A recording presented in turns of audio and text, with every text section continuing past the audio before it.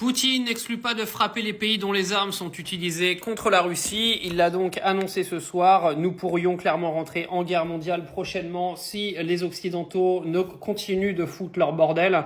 Il faut savoir que la décision de Joe Biden d'autoriser Zelensky à utiliser des missiles balistiques a créé vraiment un trouble énorme aujourd'hui.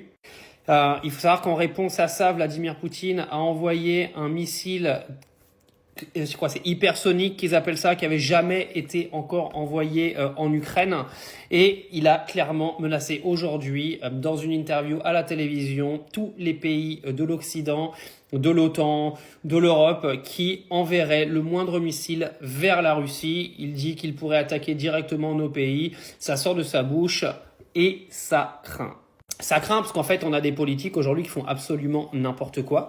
On ne sait pas à quoi ils jouent. Personne ne sait à quoi joue de toute façon Emmanuel Macron, qui a confirmé les dires de Joe Biden, c'est-à-dire qu'il faut fournir encore l'Ukraine en armes et les autoriser à utiliser n'importe quelle arme contre la Russie, parce qu'il faut emmener la Russie, il faut emmener l'Ukraine dans une sorte de situation de force avant les négociations qu'il y aurait avec l'investiture de Trump.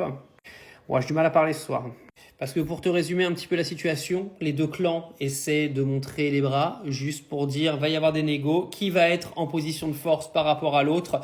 Et ben ça a commencé avec l'Ukraine qui a utilisé des missiles balistiques américains et anglais sur la Russie. Vladimir Poutine a répondu, a fait une interview télévisée en disant qu'il a utilisé un missile hypersonique sans tête nucléaire, qu'il avait touché ses cibles avec succès et que ça ne le dérangerait pas d'envoyer le même genre de missile, mais cette fois avec des têtes nucléaires. Affaire à suivre.